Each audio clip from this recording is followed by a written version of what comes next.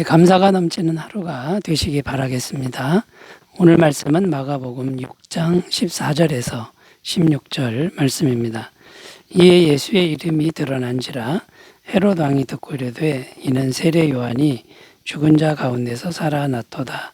그러므로 이런 능력이 그 속에서 일어나느니라 하고, 어떤 이는 그가 엘리야라 하고 그가 선지자니 선지자 중에 하나와 같다 하되, 헤롯은 내가 목벤 요한 그가 살아났다 하더라. 아멘. 오늘 말씀에 보면 헤롯 왕에 대한 기록이 나옵니다. 헤롯 왕이 누구냐면 예수님이 이 땅에 태어나셨을 때 그 예수님을 죽이려 했던 그 왕도 헤롯 왕인데, 그 헤롯 왕의 아들이 됩니다. 자, 그런데 본문에 나오는 헤롯 왕의 모습을 보면 두려움에 떨고 있다는 것입니다. 이 사람이 왕인데요, 절대 권력을 가진 사람인데도 두려움에 사로잡힌 모습이라는 겁니다. 여기서 우리가 알 수 있는 게 뭐냐면, 이 두려움이라고 하는 것은 절대 권력을 가진 왕에게도 어김없이 찾아온다는 것입니다. 이 두려움이 찾아오지 않는 사람은 한 사람도 없습니다. 오늘날 우리들에게도 예외 없이 두려움은 항상 찾아옵니다. 이 두려움이라고 하는 것은 왜 오는 것일까요? 또 어떤 통로로 해서 이 두려움은 우리에게 오는 것일까요? 그리고 이 두려움이라고 하는 것은 어떻게 하면 극복할 수 있는 것일까요? 자, 오늘은 이런 두려움에 대한 질문들이 이제 여러 가지가 생각이 나는데, 이 두려움에 대한 것, 또 두려움을 극복하는 길, 여기에 대해서 함께 생각해 보면서 은혜를 나누겠습니다. 자, 첫 번째입니다. 두려움이 어떻게 오는 것이냐 하면요, 죄책감 때문에 온다라는 겁니다. 죄책감 때문에 두려움은 찾아온다라는 거죠. 16절을 읽겠습니다. 헤롯은 듣고 이르되 내가 목벤 요한 그가 살아났다 하더라. 여기 보면 헤롯 왕이 왜 두려움에 사로잡혔는지가 이제 나오고 있습니다. 예수님에 대한 소문이 온 사방에 이제 퍼졌는데, 사람들이 선지자다, 엘리야다 이렇게 말들을 합니다. 그런데 헤롯 왕은 자기가 목베어 죽인 세례 요한이 다시 살아서 돌아왔다 하면서 두려워했다는 것입니다. 그 세례 요한을 자기가 이제 목베어 죽였는데 왜 죽였는지가 이어지는 구절에 나옵니다. 17절, 18절 읽어보면요, 전에 헤롯이 자기가 동생 빌립의 아내 헤로디아에게 장가든 고로 이 여자를 위하여 사람을 보내어 요한을 잡아오게 가두었으니 이는 요한이 헤롯에게 말하되 동생의 아내를 취한 것이 옳지 않다 하였습니다. 무슨 말입니까? 세례 요한이 헤롯 왕의 죄를 지적했다라는 것입니다. 동생의 아내를 빼앗았다라는 거죠. 이것을 세례 요한이 이제 지적을 했는데, 이 세례 요한은 깨끗한 하나님의 선지자였다라는 겁니다. 그래서 할 수 없이 세례 요한의 목을 베어서 사형을 시켰는데, 이 헤롯 왕은 늘 두려움에 사로잡혀 있었다라는 것이죠. 자, 이렇게 죄를 지면 죄책감이라고 하는 게 생깁니다. 이 죄책감, 이것이 우리 속에 없는 사람은 없죠. 이 죄책감으로부터 두려움은 어김없이 찾아온다라는 겁니다. 우리의 본성이, 우리의 양심이 죄를 지으면 형벌을 받는다, 이렇게 정직하게 고발하고 있기 때문인 것이죠. 그래서 이 죄를 지은 사람들은 항상 두려움에 빠질 수밖에 없다는 것입니다. 자, 그런데 영적으로 보면 더 근원적인 이유가 있는데, 그게 뭐냐면 죄라고 하는 것은 하나님과 단절되게 하기 때문이다라는 겁니다. 하나님과 단절되기 때문에 이 두려움은 영원히 우리를 찾아온다라는 거죠. 하나님과 단절되지 않고 연결만 제대로 되어 있으면 두려움이라고 하는 것은 없다라는 것이 성경이 말씀하는 바입니다. 창세기 3장 9절 10절입니다. 여호와 하나님이 아담을 부르시며 그에게 이르시되 내가 어디 있느냐 이르되 내가 동산에서 하나님의 소리를 듣고 내가 벗었으므로 두려워하여 숨었나이다. 여기 최초의 인류 아담이 두려움을 느끼는 장면이 기록되어 있습니다. 원래는 두려움이라고 하는 것이 없었는데 죄를 지었죠. 선악을 알게 하는 나무의 실과를 먹지 말라고 했는데 그 말씀을 어기고 죄를 지은 다음에 두려움이 찾아오고 하나님을 피하여 숨었다라고 말합니다. 자, 그러니까 이제 하나님과 떨어진 것, 단절된 것, 분리된 것, 여기서부터 이 막연한 두려움은 계속해서 찾아온다라는 건데요. 우리가 이 죄가 없었으면 하나님과 계속 연결이 되었고 우리 마음은 두려움이 없고 영원한 평강이 지배했다라는 것입니다. 자, 그렇다면 이 죄책감, 이 죄 때문에 오는 이 죄책감을 극복하는 길이 무엇입니까? 그게 바로 예수님의 영원한 죄사함의 은총을 믿는 일이다라는 겁니다.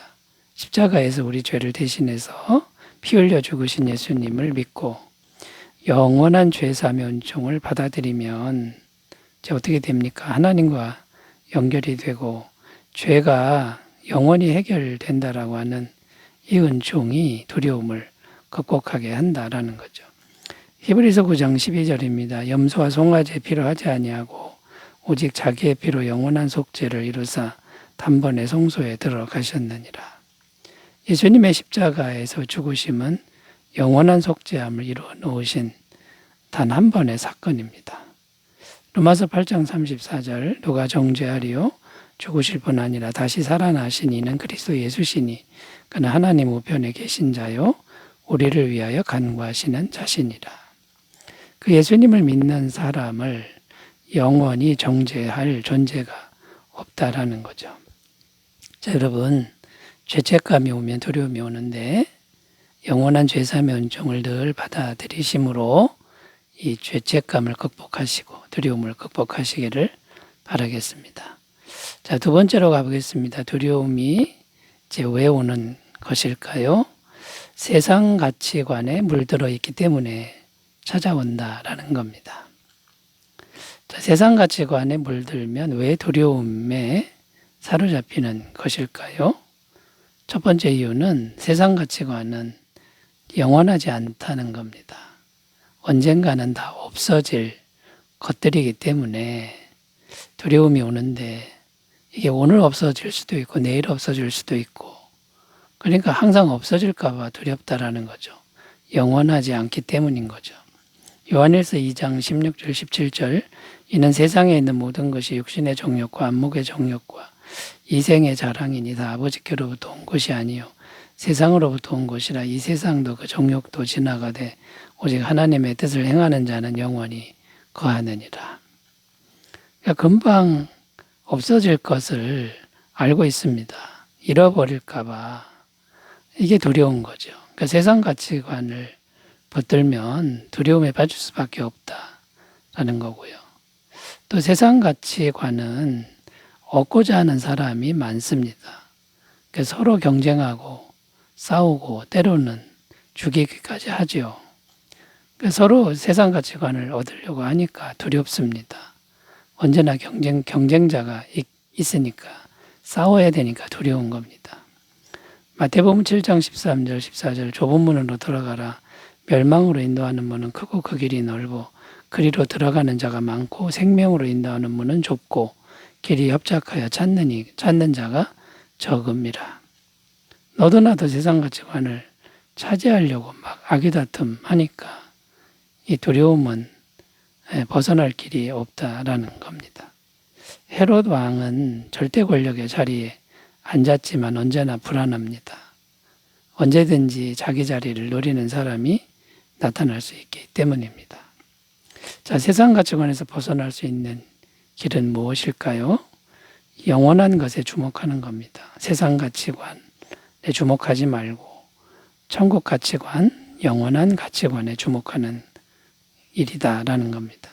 고린도후서 4장 18절 우리가 주목하는 것은 보이는 것이 아니요 보이지 않는 것이니 보이는 것은 잠깐이요 보이지 않는 것은 영원합니다. 절대로 빼앗기지 않는 영원한 가치관, 천국 가치관을 잘 찾으셨으면 좋겠고요. 또 영원하신 하나님과 매일 매 순간 동행하는 것에 삶의 목표를 두면 두려움은 사라질 줄로 믿습니다. 미가서 6장 8절입니다. 사람아 주께서 선한 것이 무엇임을 내게 보이셨나니 여호와께서 내게 구하시는 것은 오직 정의를 행하며 인자를 사랑하며 겸손하게 내 하나님과 함께 행하는 것이 아니냐. 영원하신 하나님과 동행하는 이것이 우리에게 진정한 평안을 주는 것을 꼭 믿고 경험하시기 바라겠습니다. 자, 세 번째로 가겠습니다. 왜 두려움에 사로잡히는 것일까요? 세 번째는 복음의 진리를 알지 못하기 때문이다 라는 겁니다. 14절을 읽겠습니다. 이에 예수의 이름이 드러난지라 헤롯 왕이 듣고 이르되 이는 세례 요한이 죽은 자 가운데서 살아났도다. 그러므로 이런 능력이 그 속에서 일어나느니라 하고. 자, 여기 보면 헤롯 왕의 모습이 나오는데 아주 미신적인 그런 신앙 수준인 것을 알 수 있습니다. 뭐가 미신적인 거냐면 세례 요한의 영혼이 예수님에게 들어가서 살아났다. 이걸 믿고 있는 것이죠.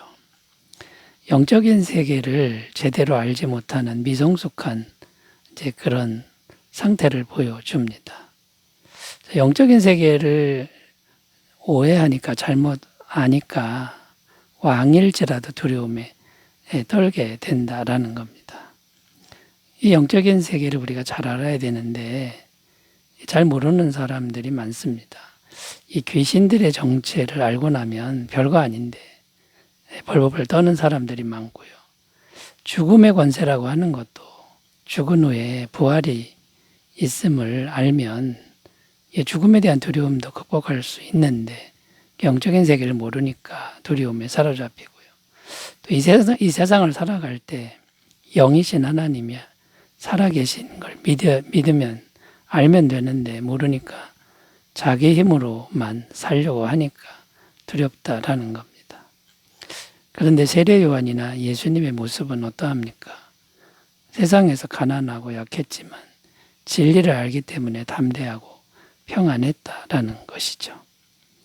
진리를 알고 있었기 때문에 죽음을 초월하는 믿음을 가질 수가 있었다라는 겁니다. 여러분, 복음의 진리가 무엇입니까? 예수님만 믿으면 영생을 얻고 하나님의 자녀 권세자가 되고 천국에 갈 수 있다. 하나님, 이런 진리가 복음의 진리 아닙니까? 이 복음의 진리를 잘 아는 것이 두려움에서 해방되는 길인 것을 우리가 굳게 믿고, 두려움은 마귀가 주는 것이다. 세상이 주는 것이다. 잘 분별하시고 복음을 통해서 성령님이 주신 은혜가 충만하시기를 바라겠습니다. 기도합니다. 하나님 아버지, 시시각각 찾아오는 이 두려움을 복음의 진리로 잘 극복하게 하옵소서. 예수님의 이름으로 기도드립니다. 아멘.